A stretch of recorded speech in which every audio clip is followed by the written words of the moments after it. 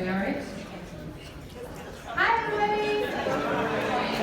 Hello, legends. Thank you for being here. We're so grateful for your presence. Yeah, exactly. All right. 1 minute. Okay. Oh my gosh, everybody's quiet. This is so awesome. All right. So, don't ask me to read anything because I just put my glasses in my purse. Hi, I'm Jo Weldon. Hey. And I'm pacing back and forth just to make sure you all know that I'm including all of you. I love all of you very much. I'm really grateful. This is one of the highlights of my weekend, getting to hear from all the legends.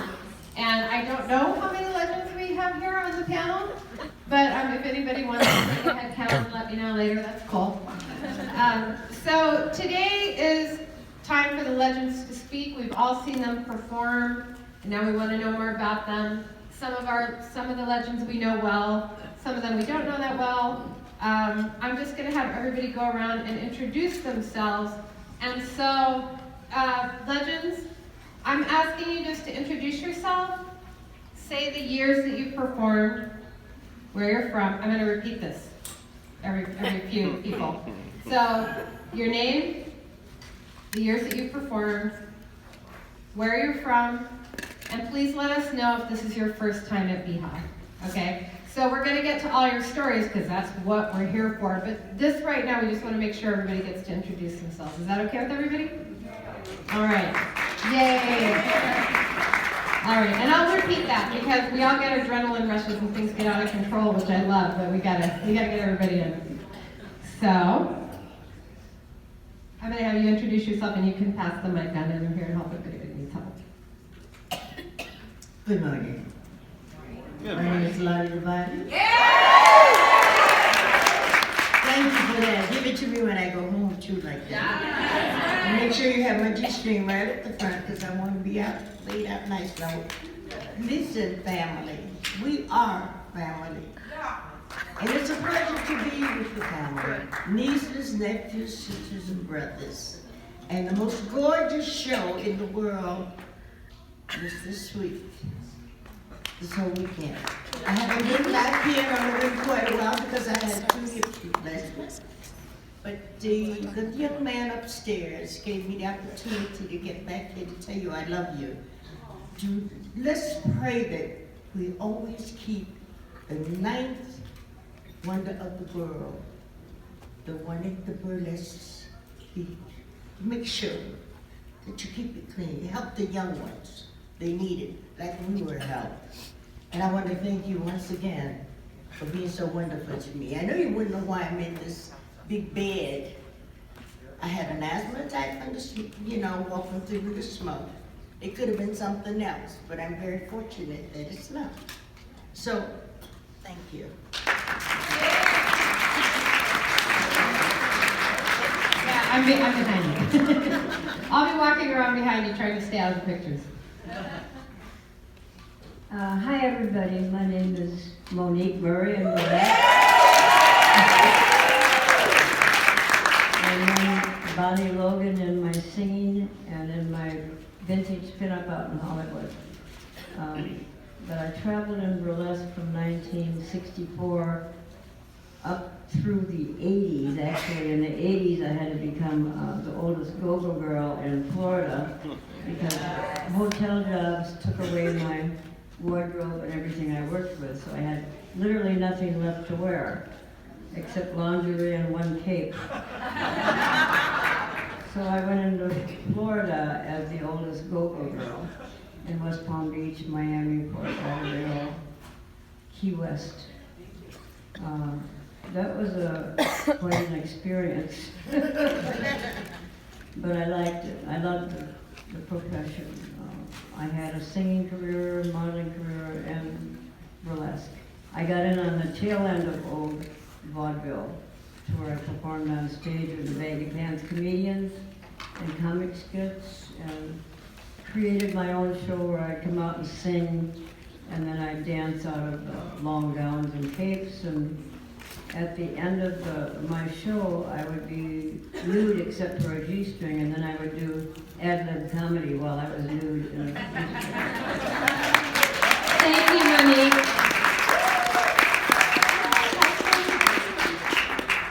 Incoming. It's so good. All right, and make sure you say your name and tell people the years that you performed. You can hold mic. My name is Tina Pratt. I'm from Pittsburgh, Pennsylvania. I've been dancing since I was 3, 1939. I was started out as a tap dancer. Then I fell in love with stripteasing. I was an usherette at the Ford Theater. And the first stripper I saw was Princess Domain. And I never saw a woman take her clothes off in front of the audience. And I ran out of the theater. But I finally settled down and started watching the dancers. Fantastic. And I fell in love with wanting to be a stripper. And Claire, she was my mentor and helped me to learn the technique of walking. And I enjoyed it immensely. But not only did I strip, I was exotic dancer. That's another phase of stripping. I was a tap dancer. I was a showgirl. I worked with Larry Still Smart Affairs. I wound up on Broadway, which was amazing, Black and Blue, as a tap dancer. So I did the whole thing. Thank you so much, Tina.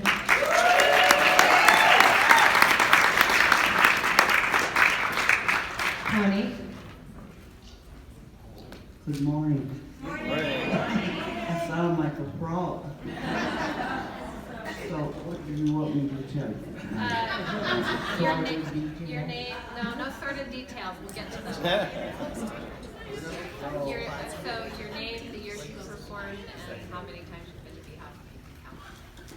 Oh, that's easy. I'll start there. I've been coming to Beehive for 13 years. And I've loved every moment of it. My career started in 1960 in Detroit. And I did it, I started it for economic reasons. I was very displeased with how I was being treated where I worked, which was the telephone company, the big one. And I had been there 9.5 years.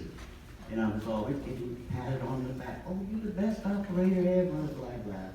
And anyway, someone talked me into it, and she was a stripper, friend of mine, Rita Rivera. I don't know if you know her, but she's deceased now.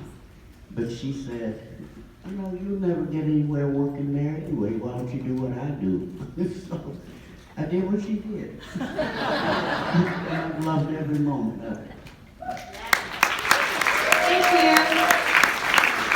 Jack, will you introduce yourself and say what years you worked? Jack Zion, Honolulu, Hawaii.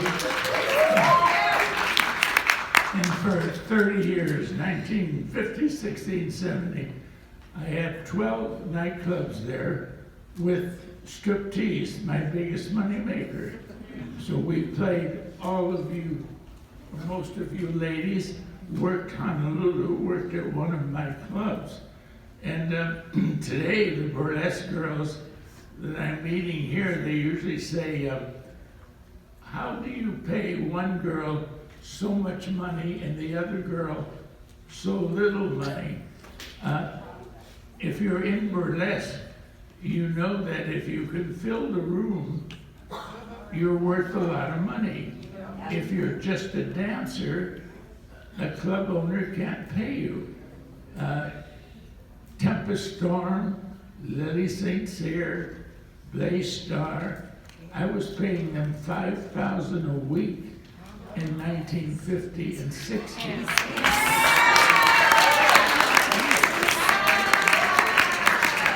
Then I just as good as they were, making $200 a week. And they had to pay an agent 10%, because they couldn't fill the room. And I must say, I owe the success of my 12 clubs to being arrested all the time. Okay, when I started the striptease, the girls were wearing net bras, so the first thing we did was take the net bras off. Arrested, no conviction. The next thing we did, we took the pasties off. Arrested, no conviction. But every time I was arrested, in those days we had vice squads, they would come and sit in the front row, and the minute a pasty was off, they'd arrest the girl and arrest me. But we never lost a case. But it was so wonderful because before I'd get in the paddy wagon, I would say, could I use the restroom? And so I'd go in my office and I'd call the TV, the newspaper. And so by the time we were handcuffed and put in the wagon, we had all the press coverage. And that's what made my club successful. So you young ladies, as new burlesque girls, you have to learn how to get your name in the paper.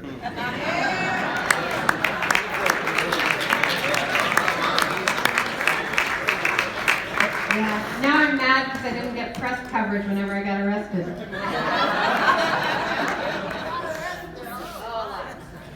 Hello, everybody. My name is Kobe Yee. I was here a couple of years ago, and Bob, when I left the stage, she said, "Can you believe she's 93 years old?" And I said, "I am not 93 years old." I was very sassy, but now I am in my 90s. And I know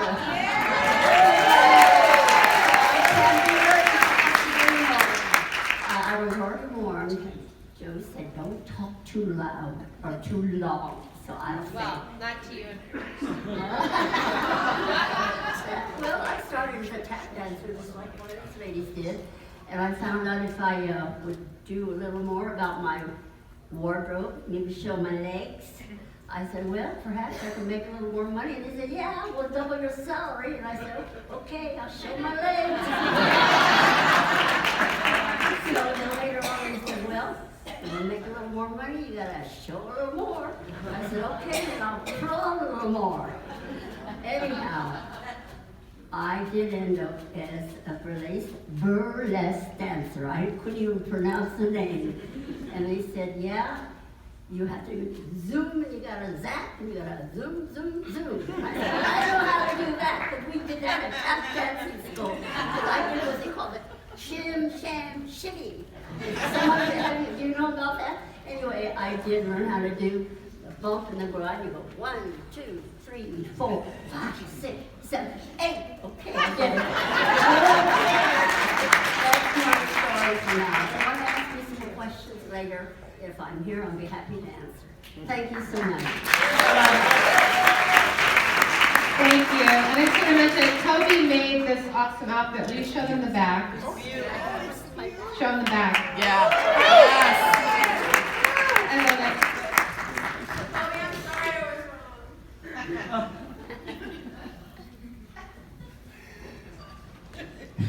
Good afternoon. I'm Bob Tannenbaum. I got my nickname accidental. One day in Vallejo, this newspaper called me a rubber legs dancer, and it stuck for 50 years. I started dancing as a joke. I had nothing to do with this. Club had dancers on stage. I got up to fool around, and they gave me a job, so I've been doing it since. I started out at Go-Go before they had topless or anything, but before that, I lived in the Catskills. Anyone know where that is? Okay.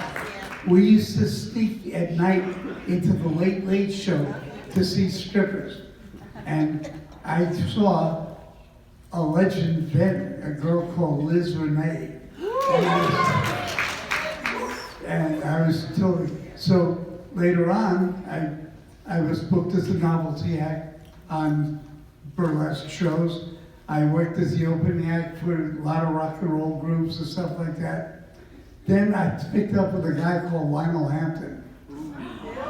Well, Hamp did the Republican convention of parties, and I was invited to do the inaugural ball for Richard Nixon, the greatest show I ever did. But so from there, I ended up getting drafted, won the All-Army Entertainment Contest 2 years in a row. But I came back and I went into burlesque. I was booked on a show as an MC in a comic, but the show was going under. So I looked at my partner and said, we can't let that happen. So we bought the show, and I did that for 6 years, traveling around with my own burlesque show. So it was fun. But, you know, I tell all these people, you have to get older, but you don't have to get old.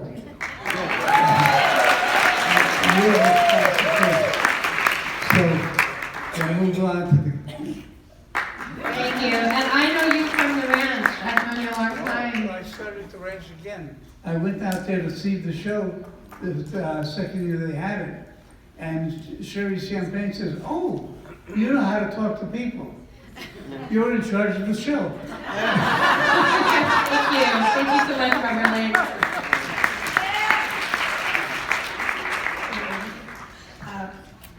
What is it? Oh yeah, Francesca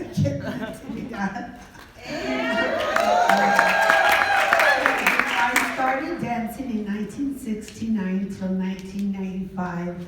In between, I did pinup every day for a whole year. And then I went into movies and TV and everything. And then I got into drugs and bad men. There goes my career. But I'm up again. It's never too late. Anyway, I danced till 95, and I'm still dancing, even though I can't dance.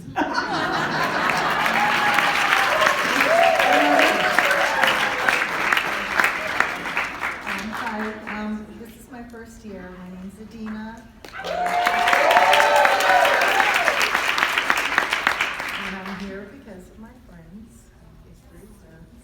And let's see, I live in Temecula, California, and I don't want to take away a lot of time from everyone, but I'm really grateful to be here. Thank you.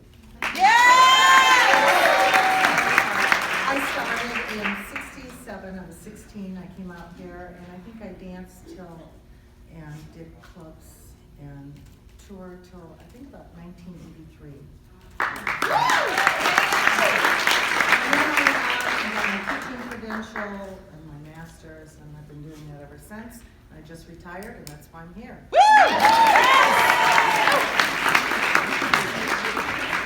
Good morning, everyone. Morning. I'm Shannon Doa.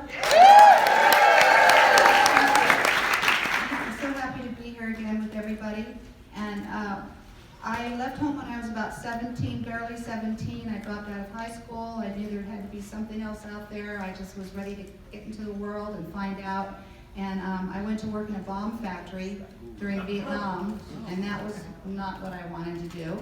And then I went, like many of us, you'd be surprised how many of us were switchboard operators. I went for Pac-Bell, switchboard operator, and many of us did. There weren't that many opportunities for us at the time. So in 1968, I was working for Pac-Bell up in San Francisco, and I saw a little ad in the paper. They needed dancers, so I went down to Broadway and North Beach, and I auditioned for a job, and he said, come back the next day at night and get up on this little go-go stool. It was for go-go dancing, and I got up there, and the manager kept walking by me and saying, go ahead, take your top off. And I said, okay. Come back again, came around again, he goes, you can take it off now. I said, okay, I will. Came back the third time, he said, go home. So the next night I went to a different club. I just walked in, he said, you're hired, you want to start tonight? I said, yes. I got up there and I took everything off. So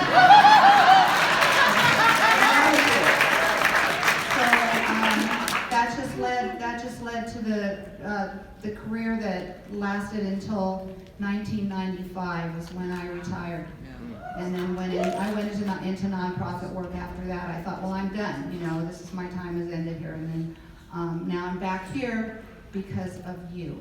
Is the reason. That's the reason.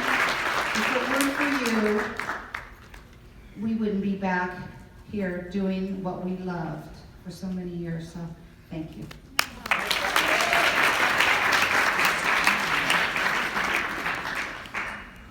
Good morning, everybody, and thank you all for being here. And congrats to all our beautiful winners last night. I'm Tiffany Carter.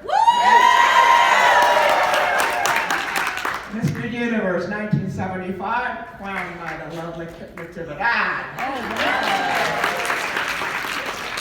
I started in the late 60s as well as a go-go dancer in Anaheim, California, top floor at the Grand Hotel, across the street from Disneyland.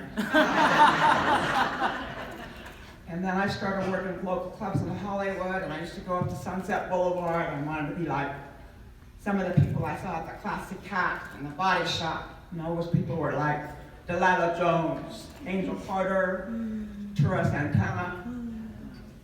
Getting near me then, back then partly too. And I started touring after we did the show at the Losers in Los Angeles, which included us three and Lovey Goldmine, that's not here right now. Yes, she is. We've known each other for over 45 years. Anyway, I started touring and I worked all over. And I worked until '89. I quit in '89 when I was running a club in Los Angeles. I said, this is it, I'm done with this. And then in 2006, we came to the first Burlesque Hall of Fame here in Las Vegas. In 2008, I was on the stage.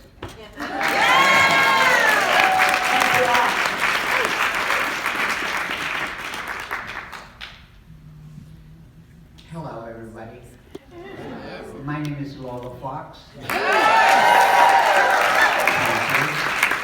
I started my career at the Flawless Theater on 3rd and Main, downtown LA, by winning an amateur contest. I was there for like 2.5 years, because at that time, you had to be 21 to work. Oh my God, my mind just went blank. A nightclub. So for 2.5 years, I did theaters, but honey, look out, when I turned 21, all over this country. Last 5 years, I did in Europe, loved every minute. Every 4 months, back and forth. Loved every minute. I worked every theater, nightclub in this country that you can imagine. Miami, to Seattle, to New York, to LA, and everything in between. Thank you, everybody. Thank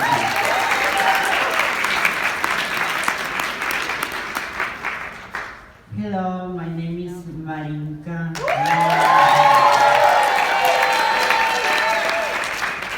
I started in show business in 1963 with a review called the Power Puff Review. Starring Mr. Chichi Lagar, I was a belly dancer. Later on, I moved in to be an exotic dancer in club. But my agent booked me into the Ohio circuit as a co-feature. Everywhere I went, every one of the theaters, they would say to me, why you are not a feature? I said, I just started. I was very young. I was in my mid-20s, and everybody was over 40. So, you know, a young girl go over very well. So, I got to Toledo, Ohio. Rose LaRose gave me the fucking of the curtains.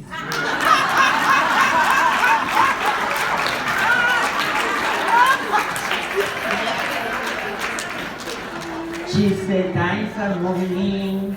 We are in the 60s. That business of walking from one walk to the other walk and just, no. You need to have a gimmick. And she really gave it to me. And I became a feature in the same circuit. And I went on to travel all over USA, Canada, the Middle East, Lebanon, Suriname, in South America.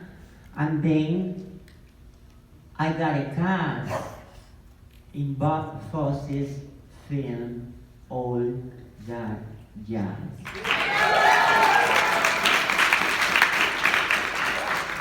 Till that moment, I was Marinka, Queen of the Amazons. But he thought Marinka was too much gypsy if I want to seek a film career. So he gave me the name of Melanie Hunter, which I adopted legally, so I'm now Marinka Melanie Hunter. I did all that jazz, followed for other small film work, Screen Actors Guild, of course, because when you have any speaking part, you have more than 3 lines in a film, they give you the access to a Screen Actors Guild. So, after that, I went to Europe, became a very big success in Europe. Back and forth, I had a love affair for about over 20 years with Europe. My last contract was in the Moulin Rouge in Vienna. And that was 1997. And when I got to the club, the owner said to me, "How old are you? You're the daughter of Melanie Hunter." I said, "No, I'm Melanie Hunter."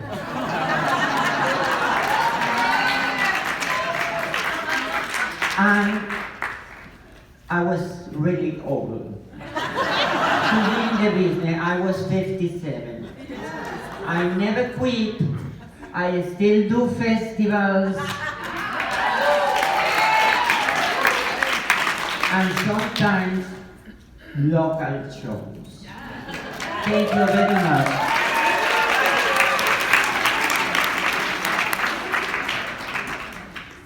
Hello, everybody. My name is Lorna. This is my first year here, and I'm just over the moon.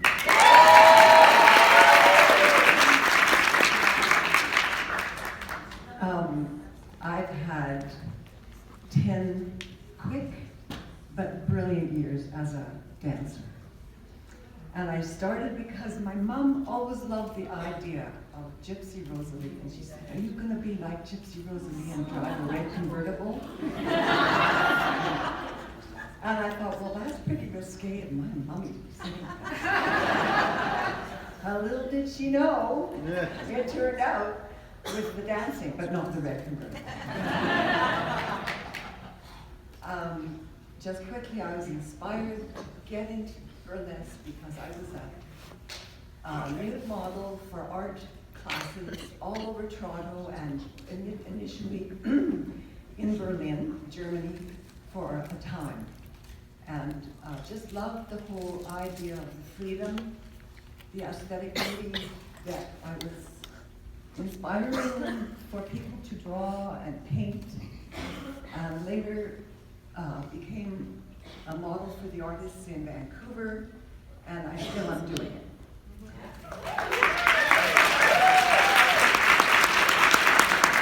They keep writing me because of my love of movement and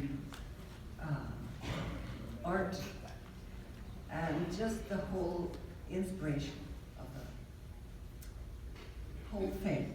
And the person that inspired me in Toronto was Fantasia, whom I admired because of her sass, and she was the Susan Hayward of the time, of burlesque. Thank you very much.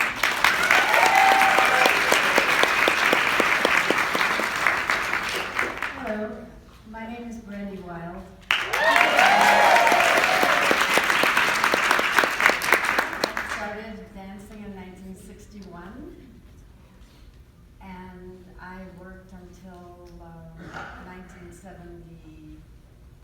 Irish.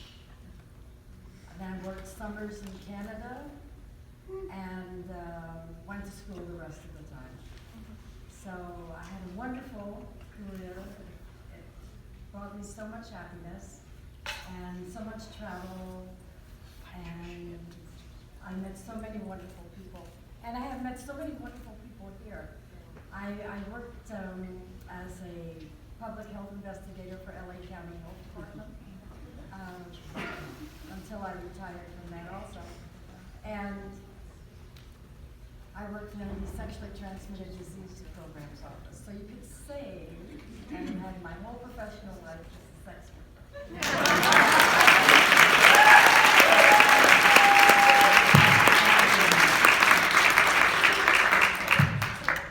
Hi, my name is Melissa St. John. Here at BHOG. And I've been on the stage for 30 years and wore makeup for 30 years. And the way I got into burlesque was kind of out of desperation. I got a divorce and I knew he was going to be a deadbeat dad. And they said, well, you were married for 6 years, so you must not have been too bad. I said, it took me that long for me to develop my brain cells. But anyway, I was working 3 jobs, and I knew I couldn't keep that up until my kids were 18. And the job I worked in the daytime was a factory job, and that was the babysitter's check.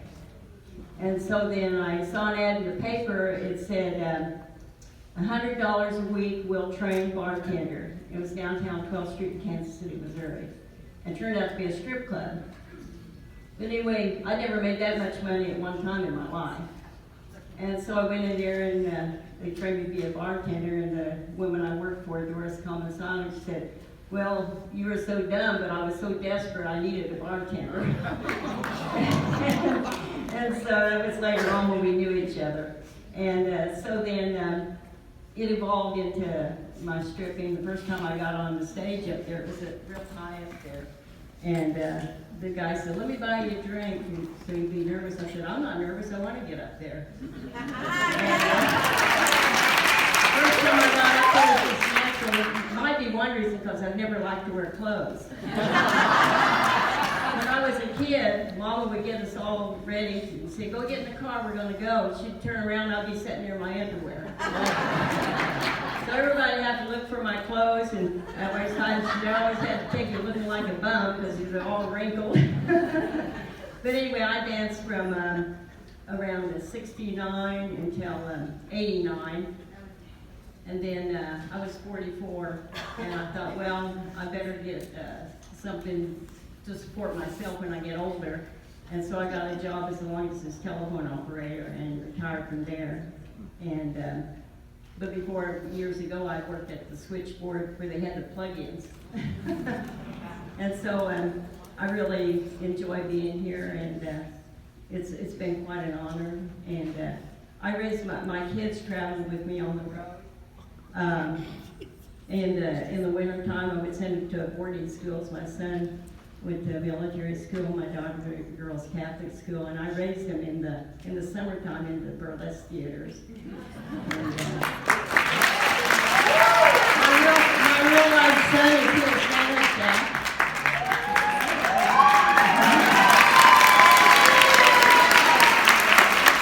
He has his stories about sitting back in the dressing room watching me on stage and playing board games on the floor with the nude dancers. So thank you very much. Don't worry, I'm not going to give my life story. I'm Camille 2000.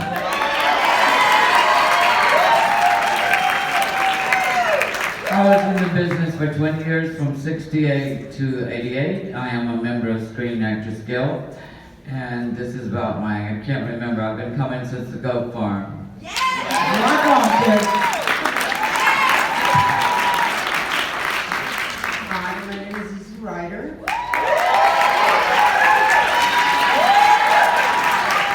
We made every applause, so let's start again. I'm not getting paid for this. My name is Lisa Ryder.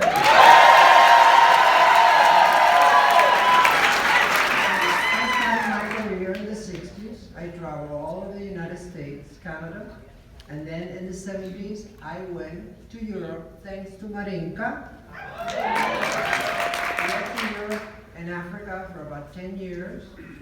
Met my husband, got married, moved to the United States, and he made me an honest woman.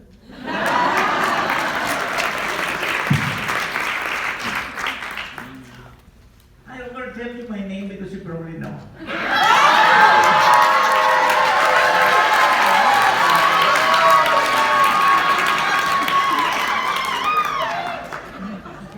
And I don't want to break the rules. I'm going to just tell you that I began this business in the 70s.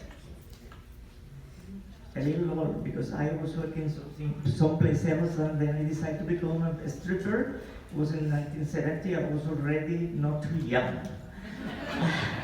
And I retired in Hawaii in 1991. Now that I'm 80, I'm back here trying to entertain you a little bit. And if you want to know a little bit more about me, buy my book.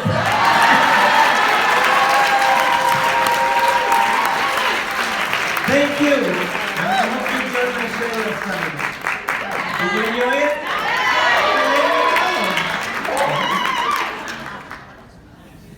Hello, my name is Shauna.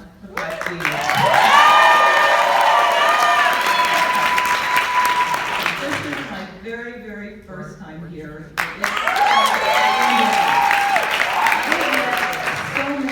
So many terrific people, kind, friendly, made me feel so welcome. It really means a lot. I started performing in 1969 and I retired in 1994. And so when Miss Bonbon here asked me to come, she said, "You really should come." And I said, "Okay." But then I changed my mind. That was last year. She asked me again this year, and I said, "Okay." So I did a walk, and it was great.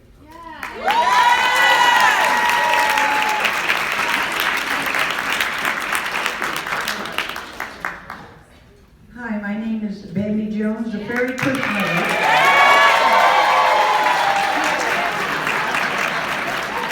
Do I come here often? I started in show business in 1949 at a club in Buffalo, New York called McVan's.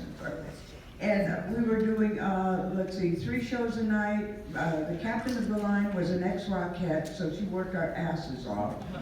And there was a group of people that used to come in and order stage champagne. I said, "These people look like show people." They said they're from the Burlesque Theater. I'd never heard the word before.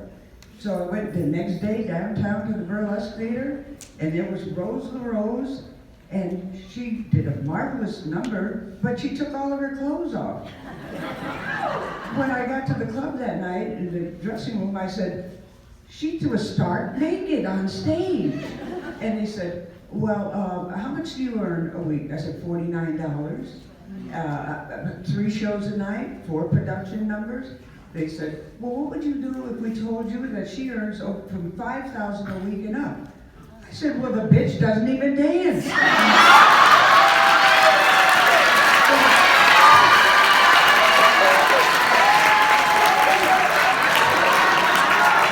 anyhow, a great burlesque, but a whole other world. I said, okay. I looked in the paper, it says, in the showbiz paper, and it says, "Be a booster for Milton Schuster, Chicago." I got on the bus with my steam trunk, and went to the Gem Follies Theater in Chicago, where Vic was for many years. But anyhow, as a result of burlesque, I was like Miss Jo Boobs here. You know who? She's phenomenal. She had me speaking at Gypsy Rose Lee's 100th birthday at the New York Public Library in New York City. And I said, I toasted Gypsy, and I said, "This is to Gypsy Rose Lee, Dixie Evans, and all of the girls, the sisterhood of the traveling G-string." And I'm still in the business. I'm here, and I'm loving every second of it. And we hand the torch to the new Burley girls in wonderful hands. We love you. Thank you for keeping burlesque alive.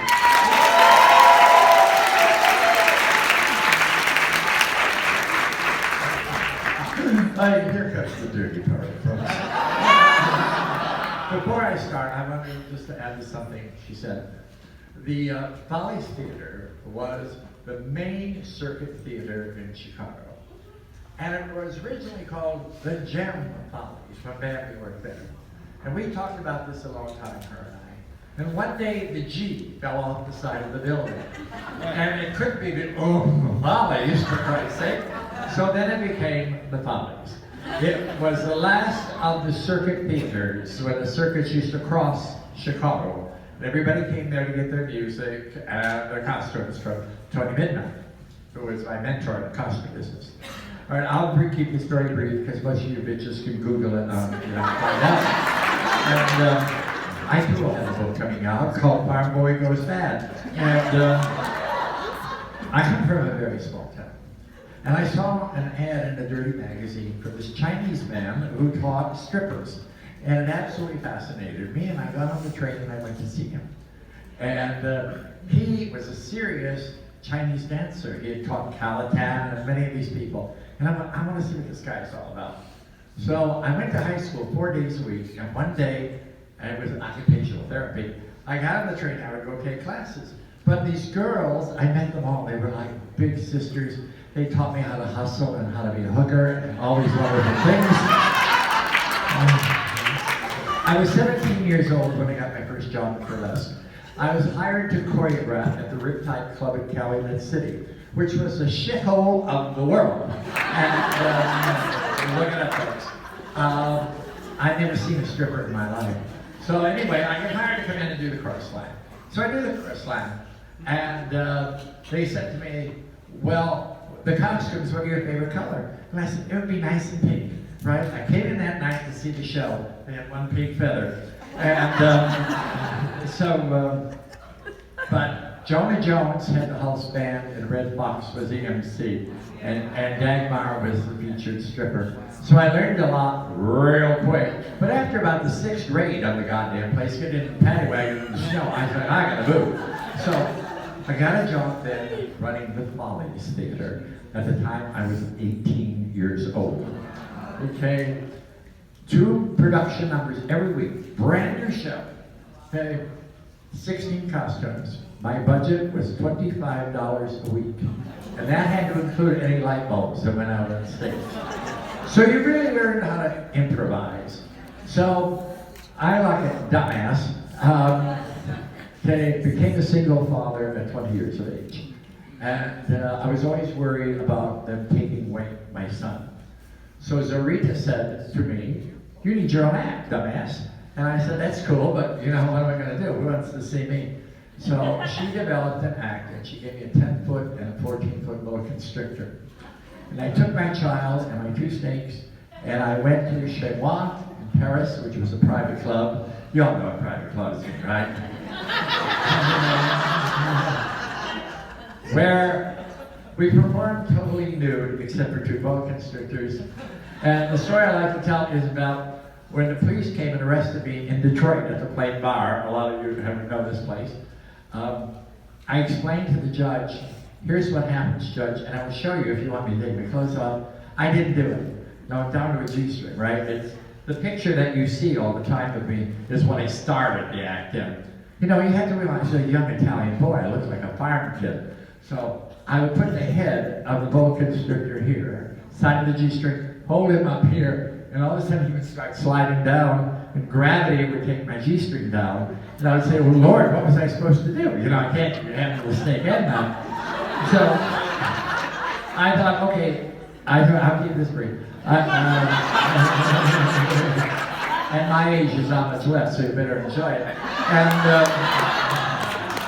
so anyway, in Paris, one night, Lou Walters, who owned the famous Latin Quarter in New York, came in and saw the show. And he said, I understand you're American. I said, yes. He said, why are you in Paris? I said, because if I go back to the United States, they're going to take my son away from me. And my son was raised by all these people in the dressing room. When he was 3 years old, he'd sit in the wings and he'd see, that girl's right tit is bigger than her left tit. And he used to drive the comics crazy because it always stayed a straight line in the wings before they got to it. So anyway, Lou said to me, I will bring you back to New York and I will protect you. All right, so I get to New York. My costume fit in a box of this size. My job was, no New York dancer would wear a G-string. It was the button-up. And he said, I found you stark-ass naked, for Christ's sake. All right, so my job was to sing the opening number in a rhinestone G-string and a pair of boots. And the first night when the curtain opened, there was a little Jewish lady right in the front row. And she said, I would go to hit the first note, and she said, look at the dick on that son of a bitch. Well, needless to say, I lost the song. So I knew Walters was going to close the club. He said to me, you're not the greatest singer, you're not the greatest dancer. He said, but you know show business. Put 4 girls behind you, you'll always work. All right? For 50 years, I toured the world with my girls. I took everything I learned in burlesque, okay? I learned to be a comic for people like Red Fox and Lenny Bruce. Honey Harlow used to babysit my son. And I thought, okay, what can I do?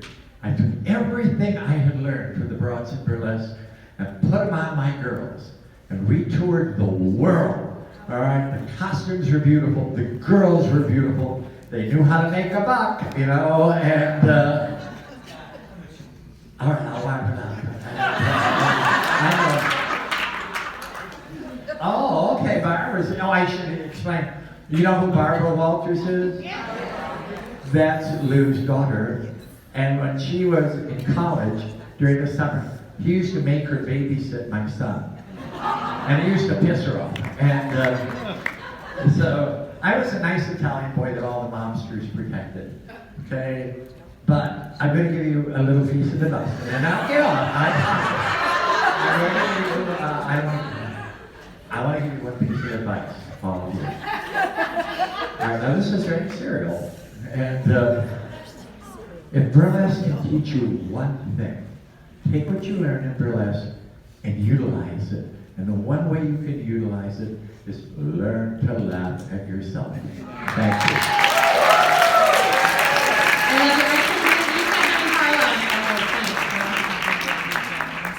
Hi, I'm Earthquake. I was commandeered out of the Follies in San Francisco in the box office in 1969 to cover for somebody who didn't show up. And then I quit in 1979 in the Seattle area when my little daughter, Cupquake, had to start school. Some of you probably met her. She's here. And they tell me I had fun.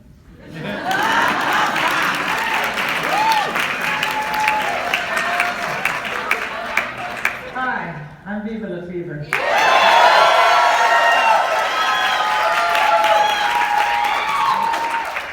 Pittsburgh, Pennsylvania, basically, Elwood City out in the woods. And I went on a 2-week vacation to San Francisco in '71 and discovered burlesque, and I still live in San Francisco. So I did burlesque until the early '80s, whenever I was transitioning to a job with a pension and, you know, health care and stuff. And I went to the goat farm in 2005 and didn't think I'd ever get back on stage because I didn't want to be remembered the way I was. You know, you want to be like when you were young, but I got over that. So yeah, I phased out, I guess, about early '80s. And I'm having fun still.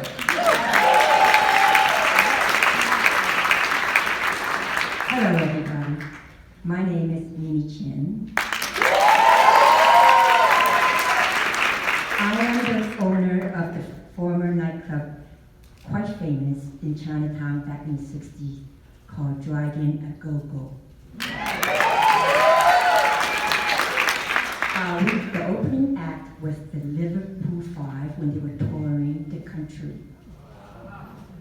And it is also the home of the Whispers, the R&G group, who are still performing today.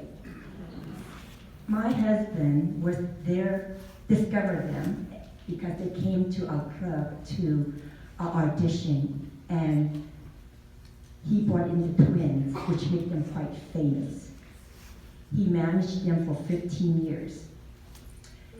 So after that era was over, back in the 60s, as you will, they moved on to Broadway. And for a Chinese man, he moved to Broadway. Oh my God. He moved to Basin Street West. He played Smokey Robinson, Ice and Tina, all the famous group, the Platters, you name it, he played it, okay? Then he had the Hippodrome, had a play called Old Shop Common from London that was on for 5 to 6 years. From there, we have the property, which is, we open up and have interest called Boys Toys, okay, which is a upscale gentleman's club. From there, we opened up with Dita. She was our opening act, gorgeous Dita. Then we sold the property, and today it is the penthouse owned by Harry Monet and his company. He also has the Hustlers Club here in town, a very gracious man. Today I am representing the Grand Avenue Follies. There they are. Thank you.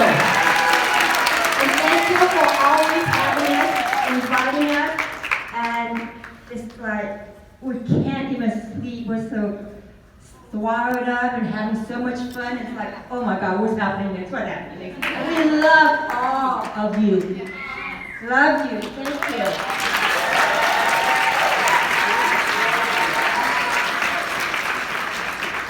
Good morning, everyone. My name is Levy Goldmeyer. And I just want to say that I am just having such a ball this weekend. I don't even want to, okay, so 1967, you've heard my story over and over again, but what I'd like to say is that I'm so thrilled to be here. The show last night could not have been better. I am talking about the evolution of burlesque. Yes, we began with what we do, and without you, there really would be no us. So thank you for bringing us back. And more importantly, thank you for every year just gets better. I don't know how you do it, but I was so enthralled with every act that I saw last night. And I just want to, you know, I'm just still whirling from how amazing and wonderful that was. What a great experience. You're inspirational. I'm already planning for next year. You know what I mean? Like, you guys are so amazing. I love working with the Neos. Thank you for including me in the opening number last night. I was a little confused and plopping down into the splits when you're 72 ain't no easy thing. And, but anyway, just that my time is up. Big thank you very much. No, really. I'm happy to relinquish my time. I love your stories. Anyway, I just love being here, and 1967 to 1980, who knows when. Okay, thank you so very much. Hi, I'm Pillow from Anchorage, Alaska. Exotic Grill, back at Dixie's. I'm in a state of confusion because I don't know if I'm the youngest of the old broads or the oldest of the new broads. But I'm very, very happy to be here. And rather than just go on and on and on, hire me to come to your town. Yes. I will talk your face off for free. I will make your toes curl. You're going to have to pay me to shut up. Yeah. Thank you, Tom. Thank you, everybody. So these are our Legends panel, and I have to say, you know, like, having to keep time here is so painful because there isn't a single thing any of you all have to say that I don't want to hear. I want to hear it all. And I also want to acknowledge that we are actually at your event. This Weekender was started by Legends at that, over 50 years ago, and we're at their party. So keep that in mind. And for these people, from all of these people up here, there is no other source of this history. These people have the history that you want. You can't get it anywhere else, and every individual on this panel has has something valuable that you need to hear that'll tell you more about yourself than you ever thought was possible. So remember, these people are irreplaceable. Every single one of them has something you need. So I hope that you have the opportunity to talk to each one of them individually. So I'll shut up. So thank you. And like I said, I'm pacing because I'm trying to get to everybody. So, all right. And I didn't get to pet the dog. So,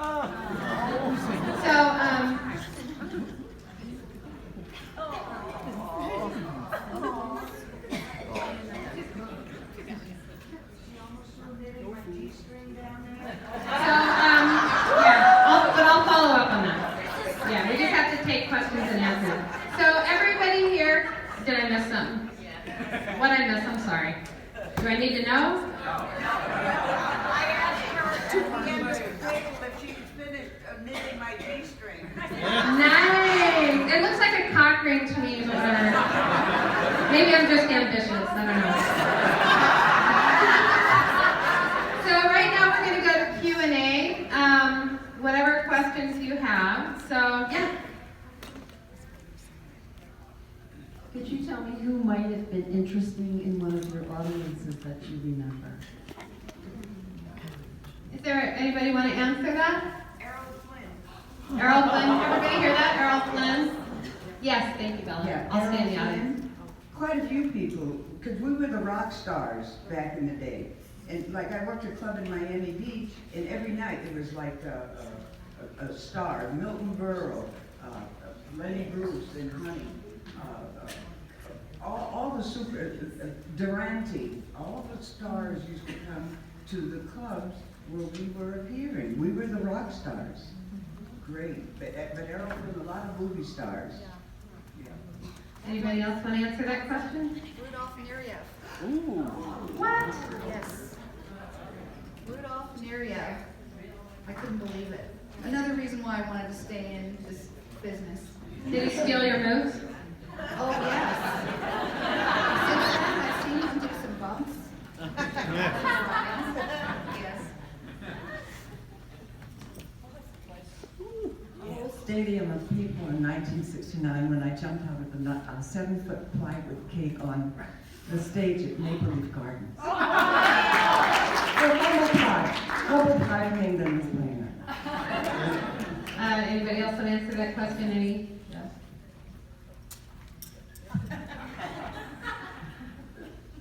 When I was working at the Playboy Club in Chicago, Tom Jones used to be there every night. Also, Cheech and Chong.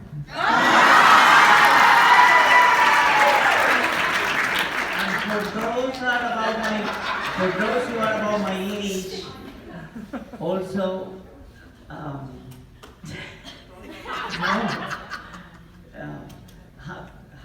Javier Cugat. Javier Cugat. Okay, and you know, the coincidence was that I was making, 2 of the songs that I used was Javier Cugat. Awesome. Yes, Javier Cugat. He was born in Cuba. Yes, he's, but no, he used to be there all the time. And so, like I said, the other ones, also many used to go there all the time.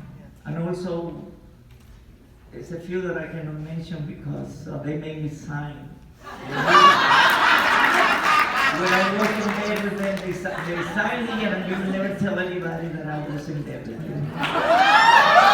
There's some hands up over here. There's some hands up over here. Sorry, I spoke over you. You were teaching. I spoke over her. Over here. I didn't sign the agreement. Sue me. It was Tony Orlando.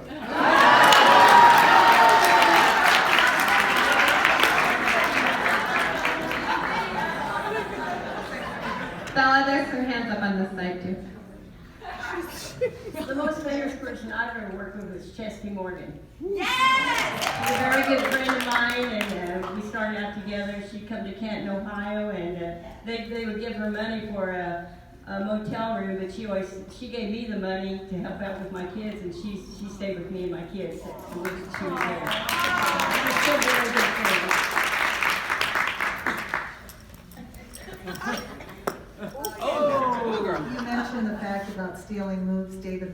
Roth used to come in and do sat right there and learned every move we were doing and then used it in a lot of things. I can verify that David Lee Roth was hanging out in strip joints when I was working as well.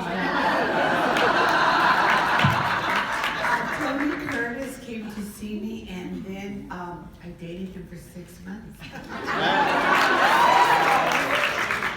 My favorite story is I was working at a club which was totally nude in New York, right across from the Monticello racetrack. I was doing comedy. And in comes a man with a bald head and 2 other people. So I go up and I greet him and glad to see you, Mr. Savalas. You got the wrong person. It's not me. I don't know. Well, a couple of years later, I'm working on Crime Story, TV thing. And he's coming out of Caesar's Palace. So I said, oh, I'm glad to meet you, Mr. Spells. Oh, hey kid, you still dancing? Can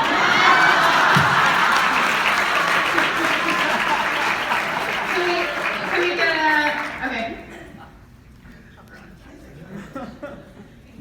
Since you mentioned Telly Savalas, okay, by the way, so Telly Savalas' best friend was a guy named Vince Conti. And they used to come, I saw them the first time they came into the cabaret. They wanted to take me out and I said, look, you know, I deal with drunks every night. I'm sorry, I just really don't want to go out.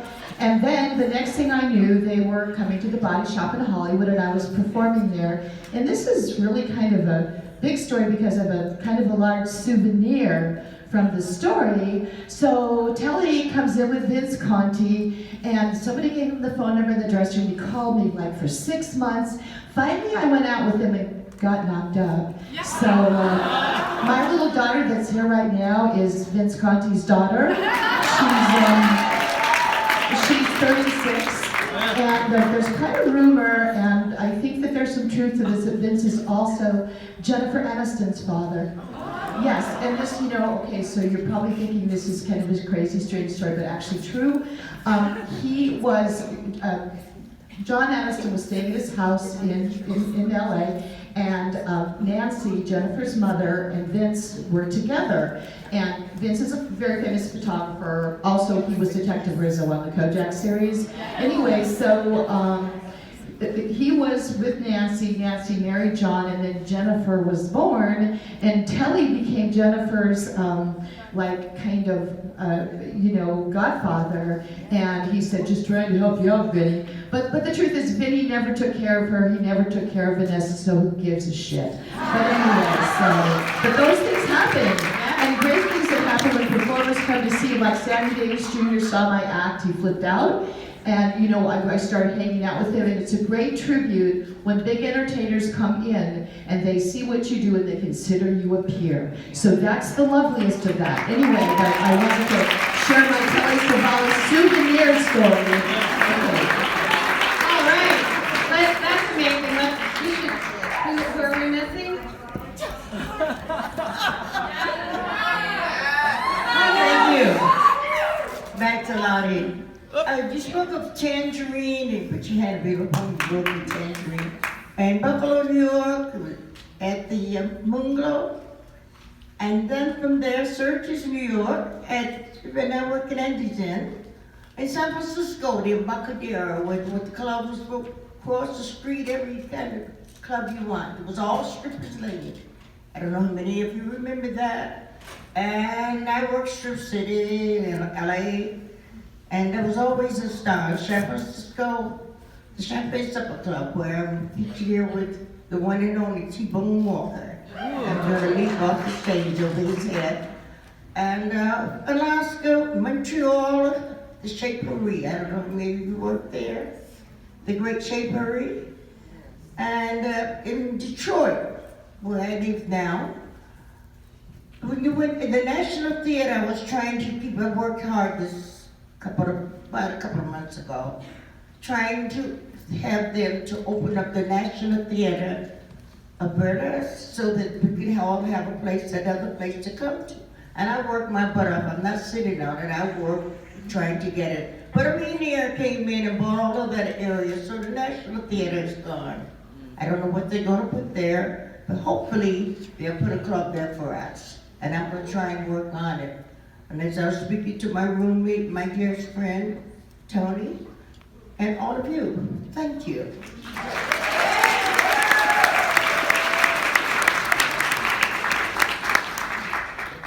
Awesome. All right, does anybody else have a question? Over there.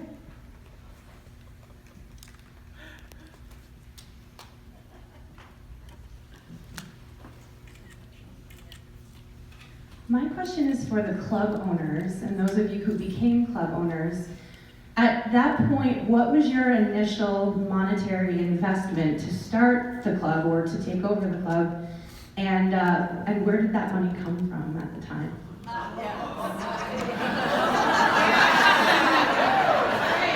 Club owners. Club owners. It's a very dangerous business today. I happened to fall into Honolulu at a time when there was no naked shows in the 50s. Showing your ass was out of the question. So it was something new. But today, it's nothing new. You go to a swimming pool and you see as much as you're showing now on the stage. So the idea of burlesque, but what I liked seeing here last night was all the acts sort of had a gimmick, which is good because I built my business on gimmicks. Yes. And you just can't have a girl come out and take her clothes off anymore. It just doesn't draw a crowd. But there were some very good gimmicks. And of course, I'm too old to do it, but if I was young, I would gather up a group of you and do a road show, because there's so many little towns that have never seen, they don't know how to spell burlesque. And if you brought a show into one of the auditoriums, I think you would sell tickets, you would do business. But it takes someone to organize it, and it takes an advanced sales crew, but it could come out of this group. There was enough talent last night to fill the auditorium. Only you need a leader. So which one of you burlesque is a leader? Get on the ball. All right, we have some other club owners in here. Thank you.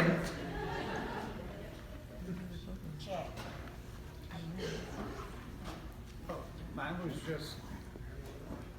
I just took over a club and with no money.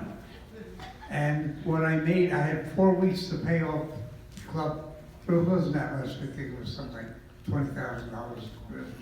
But we all worked for nothing for 4 weeks until we made that money. But we had a gimmick. All the clubs, it's a carnival burlesque show. They charge $2 a head to get in. Well, I ran it at $2 a head, $3 a couple. And we brought women in. And we cleaned up our show a little bit so it was risque instead of dirty. Well, all of a sudden, we were a phenomenal success. My favorite thing, the best thing that ever happened to us is the religious right came down and picketed us. And Salem, and that was Missouri. And it made the front page of the paper. Well, I couldn't run enough shows to fill the house. We raised the price, we packed the house every night. We sat 300 people in the audience, we had people standing around the side. Jack said something about publicity. There's no such thing as bad publicity. We had a girl who just passed away, an old friend of mine, passed away last year. She was on Broadway. You might remember her as Carol Doda, first girl to go topless. And we used to come and we go breakfast. She had write-ups in papers all over the country, and people flocked to see her, just on publicity. She never had a good word said about her. People came from all over to see it. It was publicity that first year that made my show, so it paid for itself. And it was fun. But yeah, it was started on, an idea. And if you get the idea and minimum backing, you can put together a good show. But you need good publicity, or bad publicity.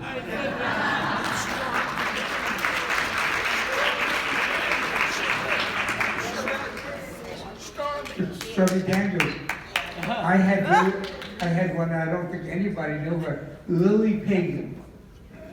Now Lily Pagan was well endowed.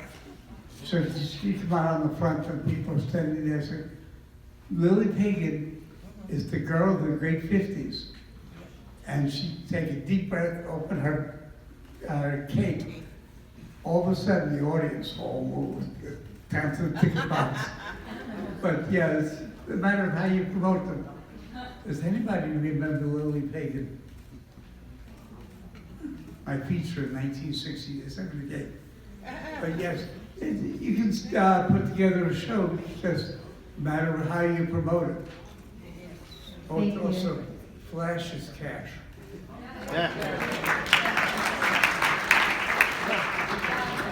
We're club owners?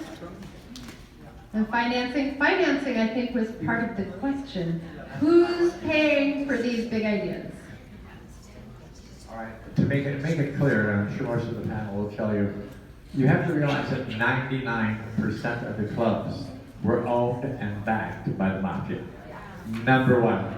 So for your question about who opened the clubs, you didn't open one because they controlled the liquor, the toilet paper, the soap, you name it. And I've talked about this in lectures, but the mob basically owned it all.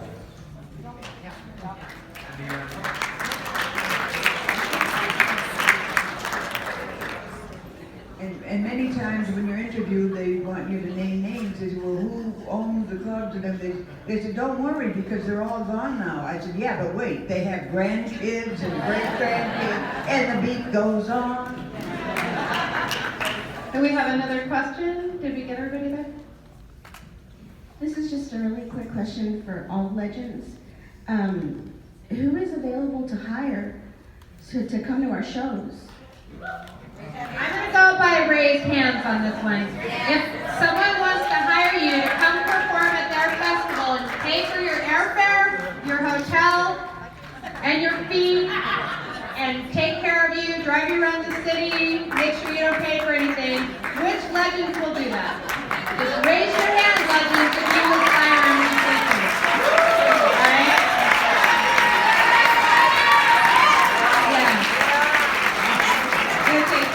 What? Please don't drink and drive when you can smoke and fly.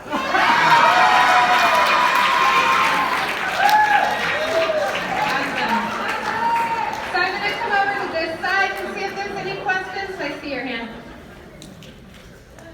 Okay, I see you too.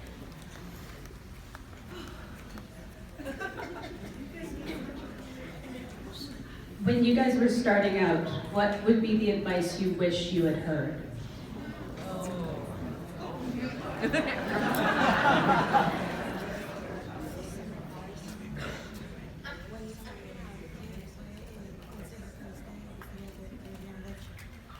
When I started out, I started by winning a beauty contest. So they came to me and offered me a job. I took it and I followed the star of the show, Mr. Chichi Laverne, who tell me what should I do, how will I learn, how I will earn my spot in the review, and to go and to watch the belly dancers and see what they did. That way I could improve my act.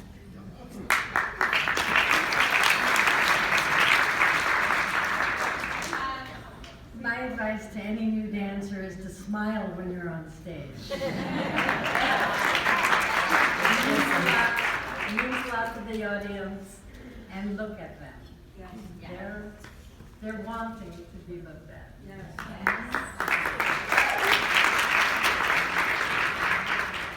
Well, the only advice that I could give you is do your best and please get a 401k.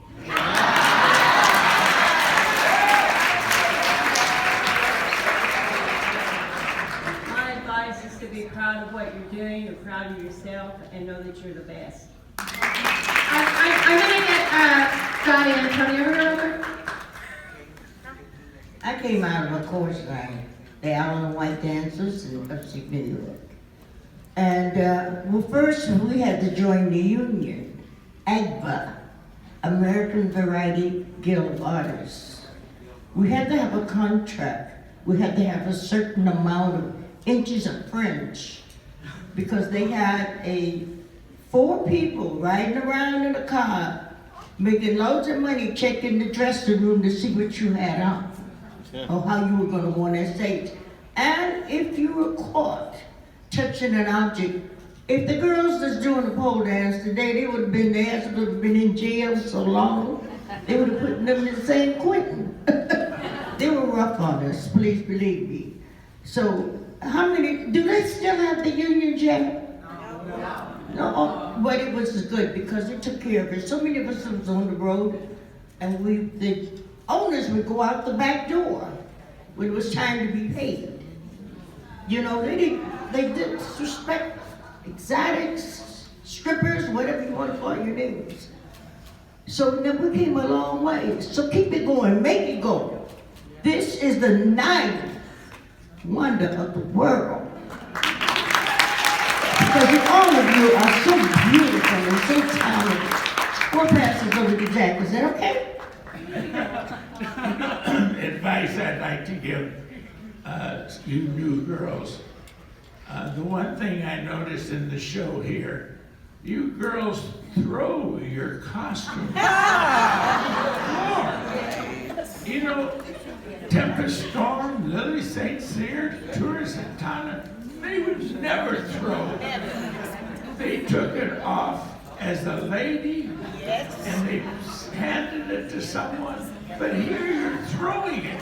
It loses the whole sexual effect. Hey, Stella, Tommy, did you want to say something? In the first place, I always say that. they know they come to hear me speak or whatever, and I give them help. And I say that, what do you call your kittens? You know, they probably hate me. But you have to think about it. You can stand at the edge of the stage and be handed the garment. You don't have to come and get it off the floor. Right. But another thing I was going to say before is I always said I had to have someone in the audience that I knew was on my side. So you see me run out and I run the whole length, if you remember, and I find somebody. And I pretend that that person is who I'm dancing for. And I don't have to worry about it because they like me already.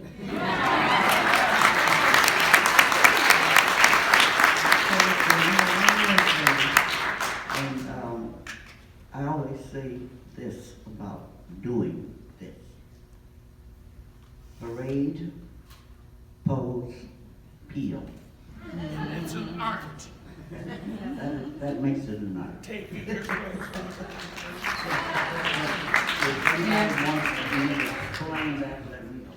And I see we're going to try to get as many people who haven't spoken as possible, so we'll come back. I would say invest your money. Make sure you have a solid contract, read everything on it, and be gracious to everyone you meet.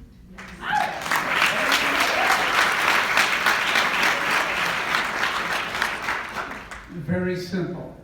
Never, never underestimate the intelligence of your audience. You work up to them, and they'll appreciate it. Don't ever think the audience is dumb or stupid. And Andy, do you want to say something?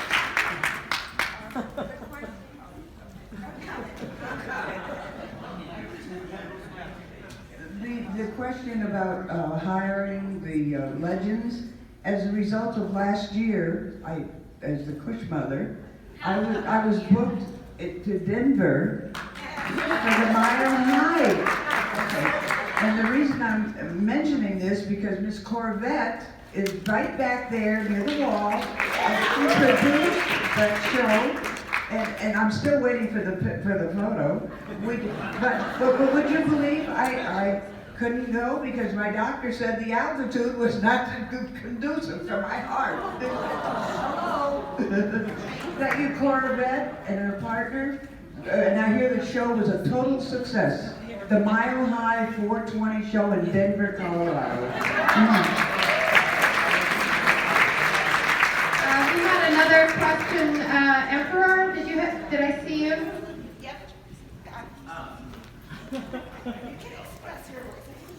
Okay, fine. So, thank you for all hear me.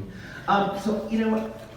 Hear these wonderful stories of friendship amongst the people that were working together, but I've also heard some, you know, shady things like, oh, so-and-so put itching powder in my G-string, and was wondering if any of you have experienced that on either side.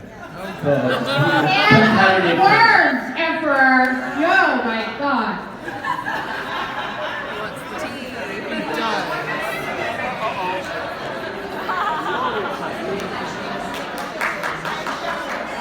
We have very evil people in the business. Some of the girls will go to the club, especially in the clubs, and will talk really the words and lies about other girls. They say they have pimps, they say she was old, they say she was exchanged, they say she was a bad act. Not only that, my worst experience I had was working La Pousse in Zurich, Switzerland, and a woman by the name Sandy Sensacion, she got so jealous of me that she cut my wardrobe. Cut my wardrobe. And I always have fine wardrobe. Not only they have to pay my wardrobe, they have to call Paris and rent 2 pieces of wardrobe for me to wear. She was fired from the show and she had to pay me 7,000 Swiss francs.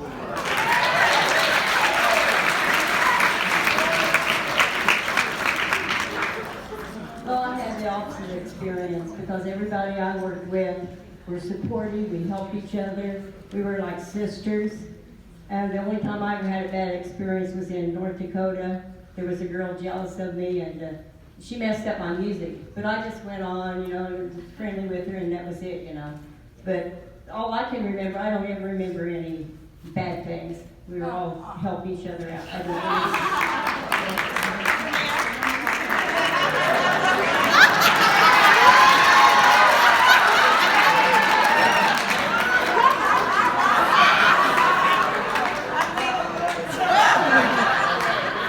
Well, I never did anything to anyone exactly, but there was a girl.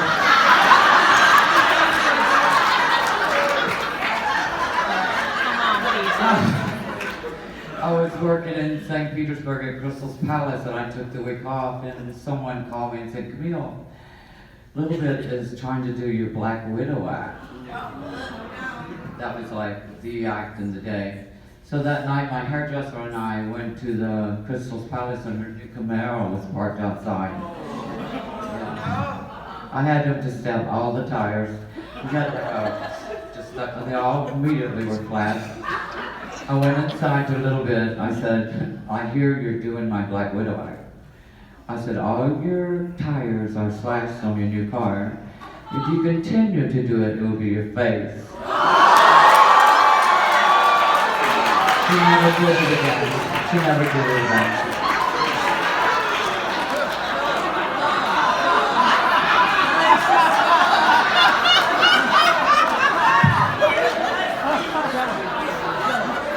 You know, when I finish business, all the cops no more. there were 2 other girls that took my name, and now a porn star took my name. And when I tell people, you know who I am, and you look at the computer, you were in porn? No, somebody else.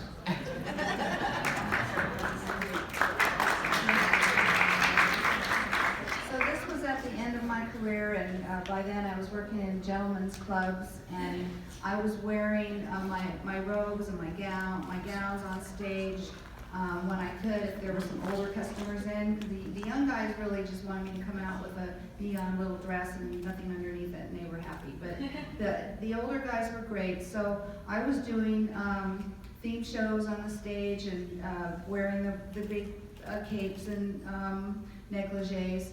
So 2 things that happened.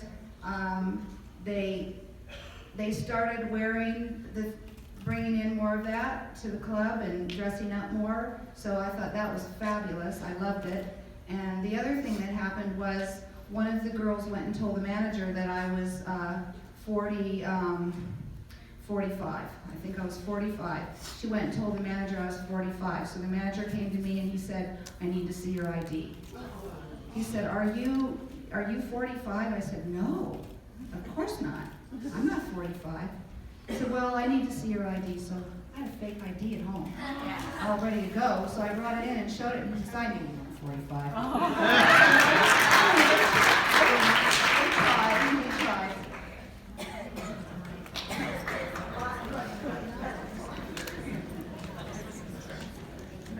Well, I have a positive story. I was literally shoved out on stage with a borrowed cheese string at the El Cid Club on Broadway in Columbus by Brandy Corbett. She was a really awesome fire eater.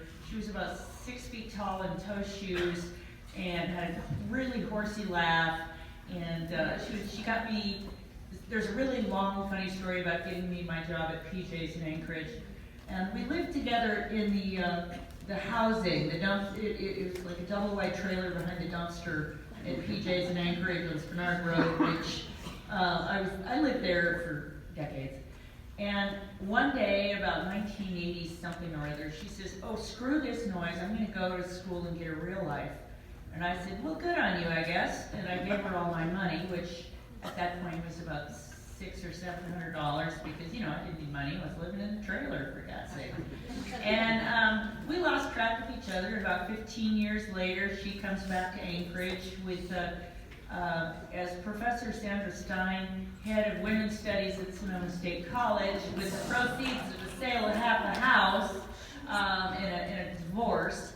And she got a house, and we lost track of each other again. And she was working in the nonprofit sector with, you know, disadvantaged youth and stuff like that. And I recently went through a horrible divorce, ended up on her doorstep about 3 o'clock in the morning, a little messed up. And she took me in, got me high, got me drunk, put me to bed. The next day she said, you're living here now. And she is now my landlady, and I live in her house. And that's my best friend and her dog.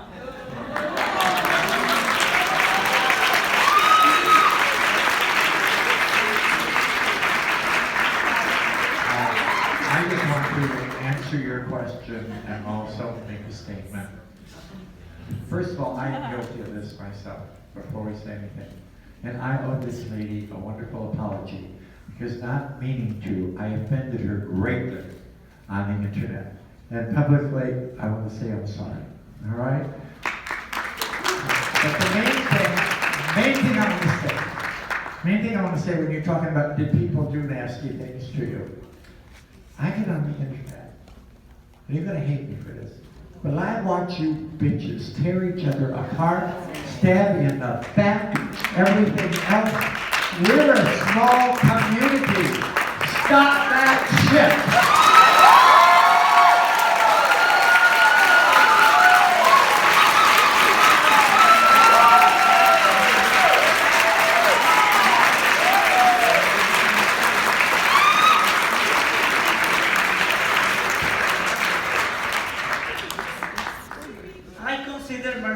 myself very, very lucky because all my best friends are burlesque stars. Here it is. Camille is a writer. Shauna, what's your name?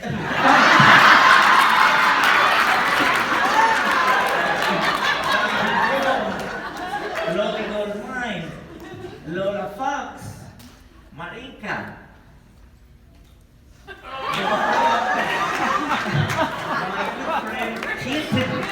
Hitler, as a matter of fact, last year when I protested that we don't have a Latina Legend of the Year, we have one, they listen to me.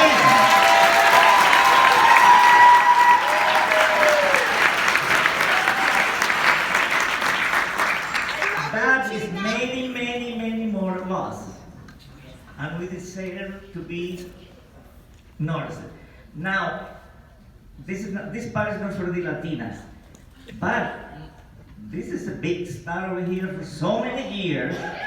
Why she's not a Legend of the Year yet? Yes. Camille has never been the Legend of the Year, exactly. Another big star. There's so many big stars that they're ignoring.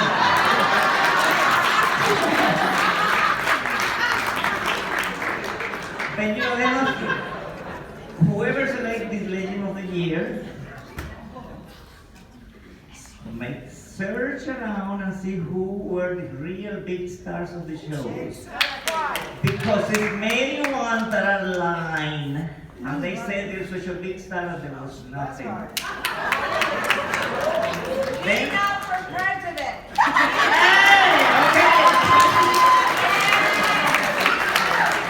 Thank you.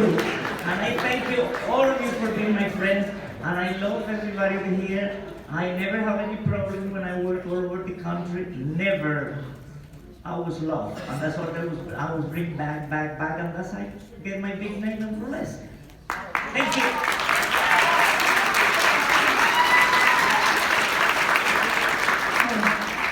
This is kind of a story about my mom. My mom ran lights at the downtown theater. And one of the gals there was kind of snobby. And she was up there in the booth talking to my mom. Well, I'm in the college and I've been this and I got this and that. And she goes, well, you know, Michelle's my real name. She goes, well, Michelle's been to college too. And she goes, oh, what college? And she goes, fuck are you?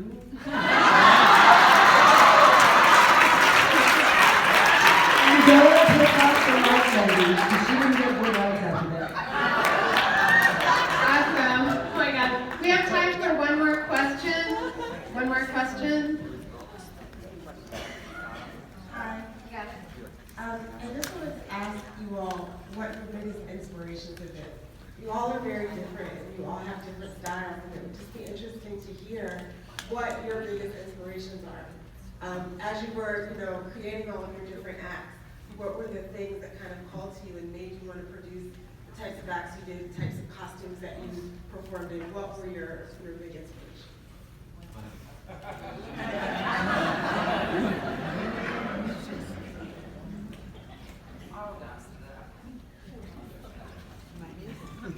I think my biggest inspirations have always been Broadway musicals. There's so much to call upon. There's so many body, cool, great musicals that you can turn into wonderful acts. So that's, I think, my greatest influence has been that.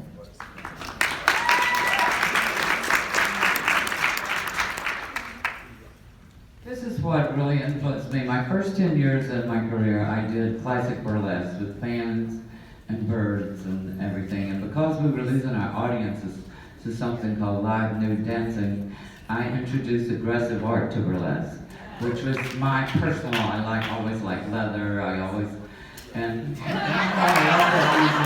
music. I loved it. And that was my inspiration, leather and aggressive art. And in the day when I was doing that, a lot were saying that that wasn't burlesque, that was performance art. But I think it's what we call neo-burlesque today. Rock and roll, kids.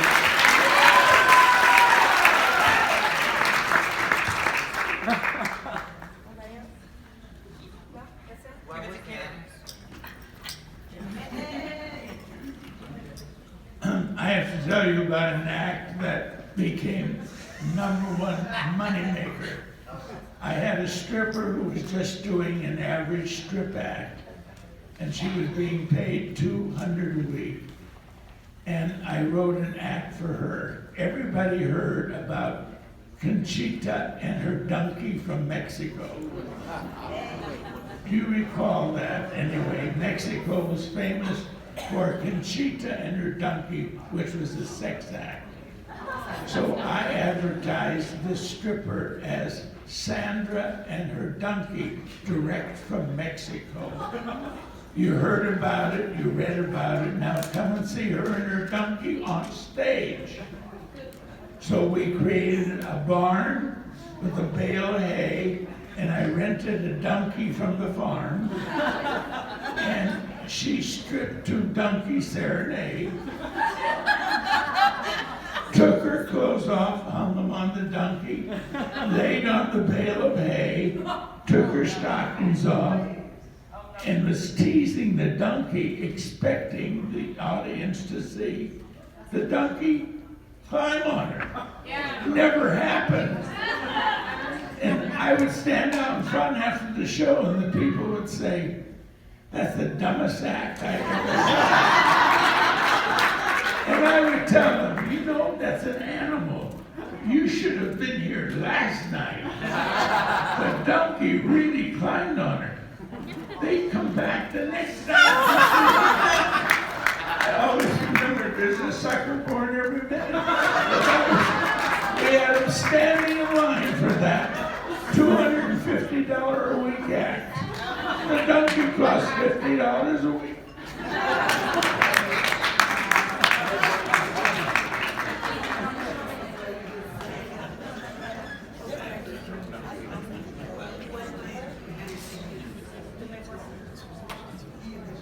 What was the question? What's your inspiration?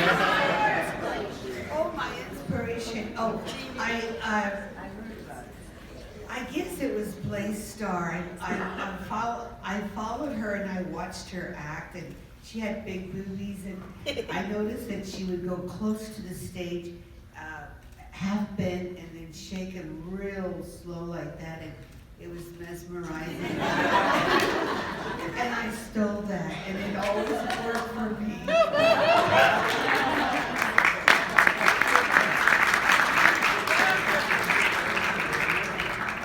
My inspiration was Ann Corio.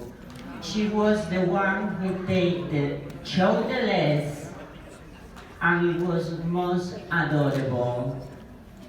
But unfortunately, by the time I met Rose LaRose, she took me from the sublime to the ridiculous because she wants me to make a lot of money and wake up the guys that at the time was starting to fall asleep, and here I was losing a lot of the audience because burlesque, as I knew, as I was, it was a sex industry.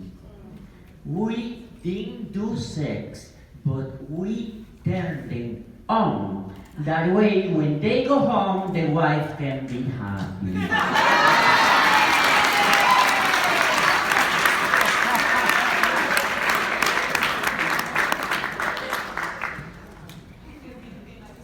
Betty Grable and Rita Hayworth were my inspiration.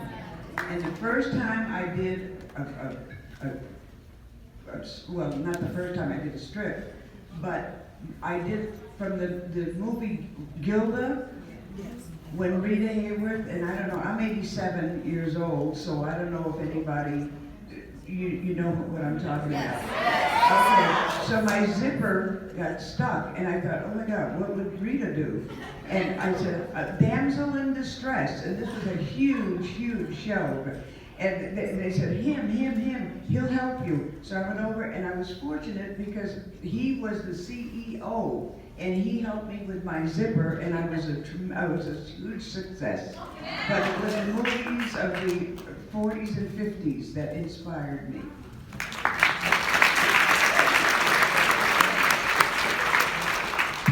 My inspiration for beginning to dance, it was an amateur show. And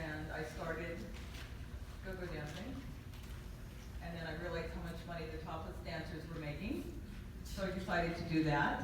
And then I was working in a club in Pittsburgh, Pennsylvania, the Go-Go Lounge, and Lee Sharon was the feature. She was doing her vampire act. She inspired me. I was so impressed. And I said, I have to do shows. I want to do shows. I really want to entertain that way. So that kind of made me feel like I started from there. But it was terrific. It was great. It's been great all these years.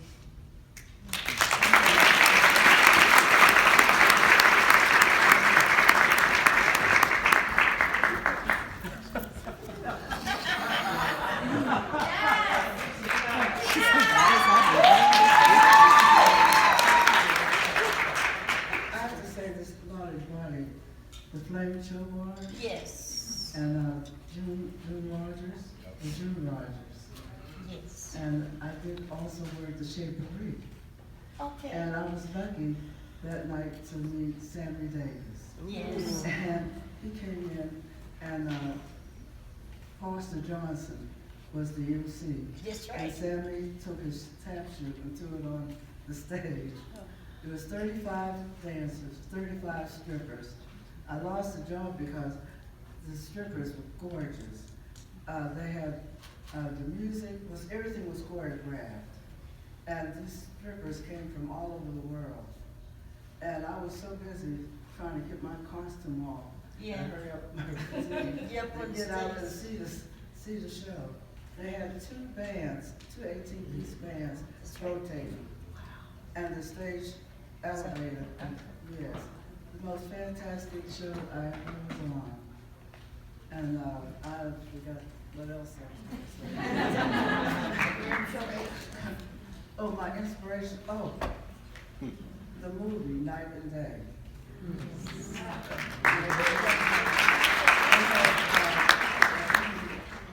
Begin. Yes. And I forgot the other two. But the girl was like an exotic dancer. And you have to see that. I was inspired to do exotic into stripping. I was an acrobatic dancer. So when I started doing exotic, my thing was doing acrobatics. That was my big thing. But when I come off the stage, I was a mess. My hair was all messed up. The makeup was all messed up. But I wasn't making as much money as the strippers. And the strippers were gorgeous. They came on stage beautiful and left the stage beautiful. So I decided, well, that's what I want to do. And they were gorgeous, and I learned a lot from the strippers. Georgia Southern, Lottie. I learned from you too, because I saw you at the Flame. Yes. The Flame Show. And we had, we didn't, nobody mentioned, we had the Chitlin Circuit. That's when I first saw exotic dancing, which went into stripping. And we had the Spence twins. There's so many of them. You could probably do it better than I. Because I went from tap dancing, jazz dancing, acrobatics, dance team, the Fouché dancers. I went into Larry Still Smart Affairs, and then I went back into stripping, and then back into tap dancing, and here I am now.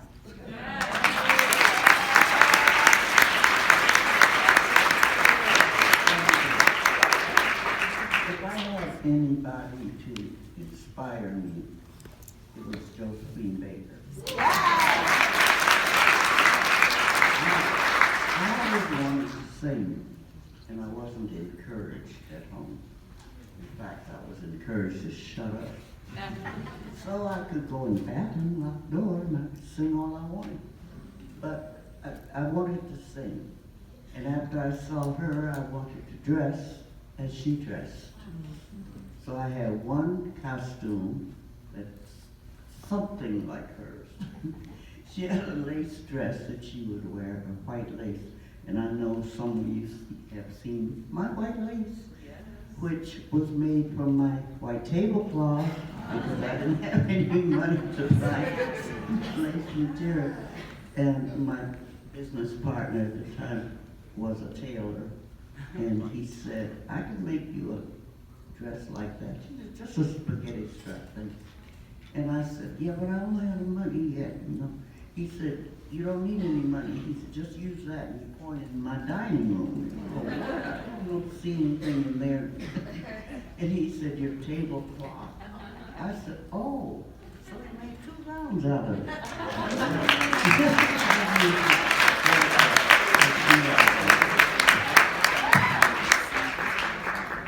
Awesome. Anybody else inspiration? We're talking about tablecloths. Yeah, they do make nice outfits. I'm a designer, and I have designed costumes out of tablecloths. They are big, wide. You can do a lot with them because a lot of the ladies had to do, well, I have to tell you first, I was always wanting to be in show business. I had an uncle that has a theater restaurant in Washington, D.C. He catered to all those big politicians. I went to see the show. I was only 14 years old, and I said, wow, what a beautiful show they have. All these dancers, all these musicians. I want to be in show business. He said, no, the little Chinese dolls do not go into show business. They stay at home and they learn to cook and sew. Anyway, I went back when I was 16 years old, and I said, I'm ready to be in show business.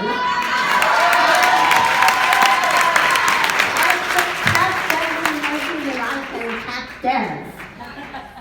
His manager, producer of this beautiful, organized showgirl, beautiful, beautiful show, he said, no, honey, tap dancing is not our type of show.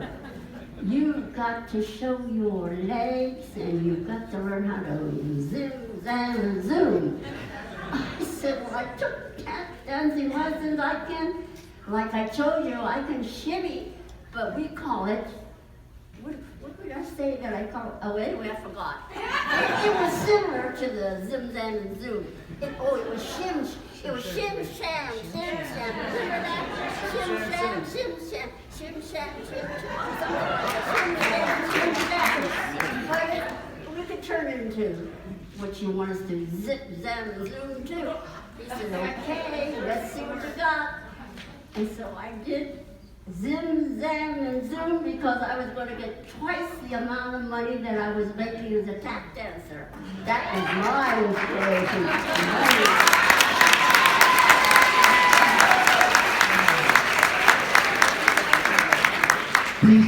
These girls here might know my inspiration. I started dancing, but I learned how to perform from a couple of very interesting people. The Step Brothers. Yes. Yes. I was good friends with Fayard, the Nicholas Brothers, and Sandman Sims. Those are the people who really taught me how to perform. These boys can get on stage and just do a fantastic show with the energy. And they get off stage and, but the minute they walked out on stage, they were a totally different person. They take a deep breath, and that's what it was.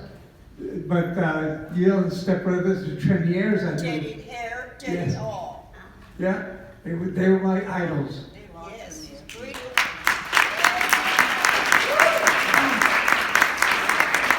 All right, I have one more answer, and then we're going to conclude with a little something.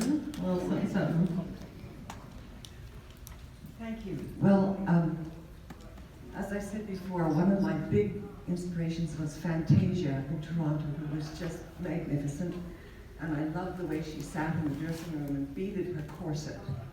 So I was determined to bead my corset too, and her mom would join her and smoke cigarettes and chat and laugh while they beaded her corset. Anyway, came a time at the Smiling Buddha at the end of the heyday in Vancouver's Smiling Buddha. I don't know if any of you know of it. Okay. I saw a woman spring do a modern interpretive dance, and I was blown away.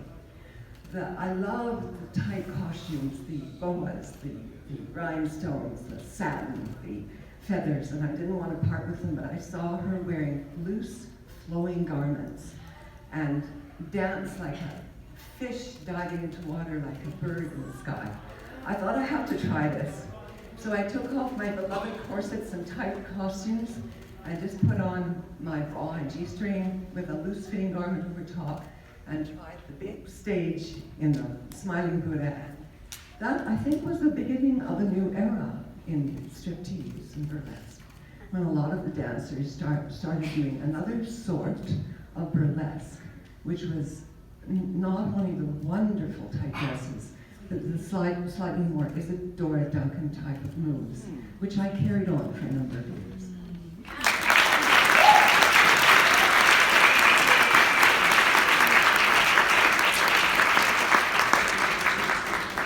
So thank you, everybody. Before we have a final say from one of our legends, I just want to say the Burlesque Hall of Fame is actually changed periodically based on suggestions. This Weekender is changed based on suggestions from our audience and our supporters and our legends. We take everything everybody tells us into account. So the best way to let us know if you have praise, criticism, any kind of feelings at all, any thoughts, any ideas, although I should warn you, a lot of times your idea will turn out to be your job. Whoa, I guess our time's almost up. Somebody lean on that. It's a raid.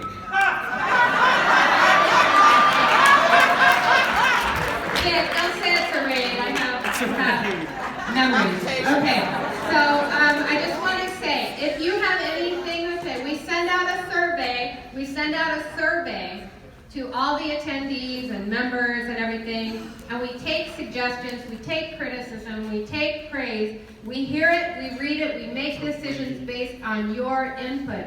If you want something to change, or if you want to add something, I don't care, the mic's working, I don't care. That's right.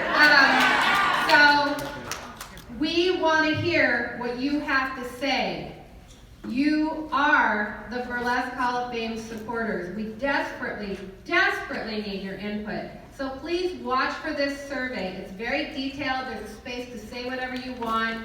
We read it, we listen to it, and that is how this organization evolves, based on your input. Every change that you've seen in the Burlesque Hall of Fame over the past 10 years was based on input from audience members and members of the Burlesque Hall of Fame, supporters. We listen to you. We make decisions based on what you say. Please fill out this survey. Please, please, please, please, please. Everybody hear me? Yes. Did I say please often enough? Yes. All right. So we have one last final little something for you. All right, Bella? Last year, our Legend of the Year was Larry the Body Graves. She's an African-American woman that has opened the doors for many women of color to come and dance today in burlesque. She was acknowledged by the Detroit City Council for increasing tourism in the city of Detroit. She was well known for her Afro-Cuban dance styles. She's a trained dancer and the most amazing woman that I have met in my life. Ladies and gentlemen, the legend of last year, Miss Lottie Body. Thank you. Thank you. I would like to thank each and every one of you. I was in Seattle, and I mentioned to the audience that they should send a card on the holiday to sweethearts that's in wheelchairs and nursing homes, even at home that's alone. Thank you for sending me so many cards. It was so beautiful. And it was saying, Tony, you received some too? Thank you. Let's keep that up. It's beautiful. And let's stay together. As a woman in color, I don't know about that. I love people. I love colors. This is what colors are about. Thank you.